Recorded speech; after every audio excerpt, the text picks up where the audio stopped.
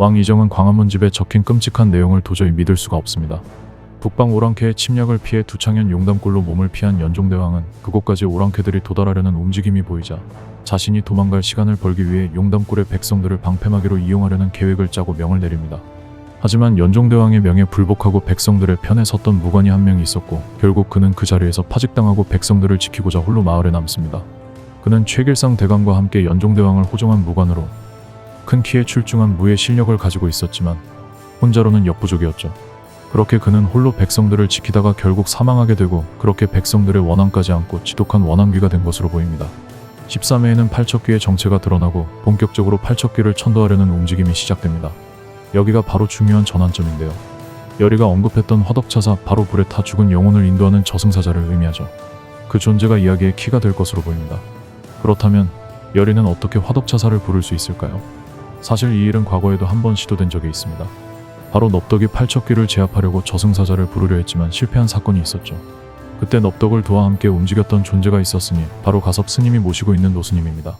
이 노스님은 무속과 불가를 넘나드는 인물이었고 넙덕과 함께 팔척귀를 막기 위해 저승과 접신을 시도했지만 그 시도는 실패로 돌아갔고 그 이후로 노스님은 스스로 세상과의 인연을 끊고 내불산이라는 깊은 산 속으로 들어가 세상과 단절된 채 살아왔습니다.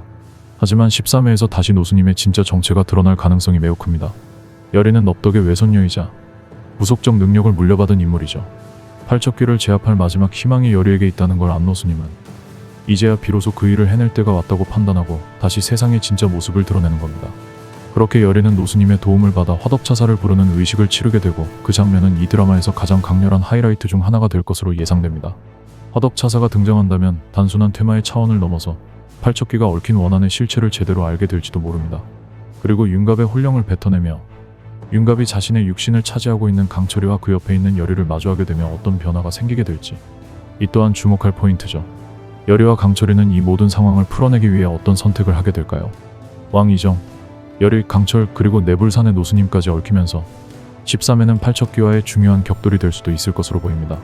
지금까지의 복선과 인물의 흐름을 보면 여리가 화덕차사를 부르는 순간은 단순한 장면이 아닌 과거 넙덕의 실패를 넘어서며 진정한 천도의 시작을 알리는 결정적 장면이 될 것으로 보이죠.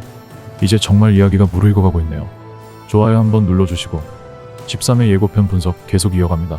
전부 사실인 것이니? 그때 이곳은 그야말로 지옥도였다. 팔척귀는 100년 전 용담골 사람들의 원한이 뒤엉켜 있었던 게다. 광화문 집을 통해 팔척귀에 억울했던 죽음의 진실이 조금씩 세상 위로 떠오르고 있습니다. 이제 중요한 건 이 억울한 혼을 어떻게 천도할 수 있느냐는 것이죠. 바로 이 지점에서 여리가 언급했던 화덕차사가 핵심이 될 것으로 보입니다. 하지만 여기엔 결정적인 조건이 하나 있죠. 바로 화덕차사를 부를 수 있는 의식을 제대로 이끌어줄 사람이 필요한 건데요. 그 존재가 바로 현재 치매 증세를 보이며 가섭스님의 보살핌 없이는 어린 아이 정도로 보이는 노스님이 될 가능성이 있습니다. 강철이와 여리가 없는 동안 팔척귀에게서 원자를 지키기 위해 가섭스님과 노스님은 궁궐에 남았는데요. 노스님의 기억은 흐릿하고 말도 제대로 잊지 못하지만 팔척귀가 있는 공간에선 이상한 반응을 보입니다. 그의 손이 떨리고 입에서 알 수 없는 진원이 튀어나오며 불가사의한 기운이 주변을 감싸고 가섭스님 역시 깜짝 놀라게 되죠. 사실 노스님은 과거 넙덕과 함께 저승의 문을 열려 했던 인물이었으며 넙덕이 실패한 이후 모든 기억을 봉인하고 내불산으로 숨어들었던 것이었습니다. 그가 지금 치매처럼 보이는 이유도 단순한 노쇠가 아닌 그 안에 갇혀있던 저승과의 연결고리를 의도적으로 막은 결과일 수 있다는 생각이 듭니다.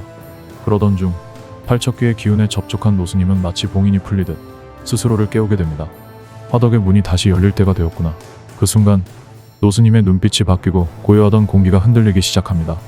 그는 치매에 걸린 노인이 아니라 저승과 속세를 잇는 마지막 차사 의식을 아는 자였던 것이죠. 이후 용담골에서 돌아온 여리와 강철을 마주합니다. 그리고 여리는 노스님의 바뀐 공기에서 무언가를 직감합니다. 스님은 알고 계신 거죠. 팔척귀를 그리고 화덕차사를. 여리 안에 잠재된 기운을 느낀 노스님은 마침내 입을 열며 묵혀두었던 비밀을 털어놓습니다. 넙덕이 실패했던 건 그때는 아직 화덕차사를 맞을 그릇이 준비되지 않았기 때문이었어. 하지만 넌 태어날 때부터 저승과 연이 깊었던 아이야. 여리는 단순히 넙덕의 외손녀가 아니라 화덕차사를 부를 천명을 타고난 존재였던 거죠. 이후 노스님은 여리에게 화덕차사를 부르는 고대의식을 전수합니다. 의식이 시작되며 하늘이 흔들리고 땅이 요동치고 구천을 떠도는 혼령들의 울음소리가 몰려오는 가운데 여리의 몸을 통해 저승의 기운이 솟구쳐 오릅니다. 이때 등장하는 화덕차사, 노스님의 반전 그리고 여리의 천명. 넙덕이 열지 못했던 화덕의 문을 여리가 노스님의 힘을 빌려 마침내 열 수 있게 되는 순간이 다가옵니다. 팔척귀는 퇴마가 아닌 천도를 받아야 하는 존재. 그를 이 세상에서 보내줄 수 있는 유일한 방법은 바로 화덕차사를 불러 저승의 바른 길로 인도하는 것입니다. 이제 관건은 여리가 2,000명의 무게를 감당할 수 있을지인데요. 여러분은 어떻게 생각하시나요? 여리가 저승의 문을 열 수 있을까요? 좋아요 한번 꾹 눌러주시고 여러분만의 생각도 댓글로 함께 나눠주세요. 13회 예고편 분석 여기서 마칩니다. 다음 영상에서 또 만나요. 귀궁은 매주 금요일 밤 9시 50분 SBS에서 방송하고 웨이브, 넷플릭스에서도 스트리밍으로 보실 수 있습니다. 본방사수 잊지 마시고요. 구독, 좋아요, 알림 설정까지 해두시고 14회 예고 분석도 놓치지 마시길 바랍니다. 지금까지 심큐였습니다. 감사합니다.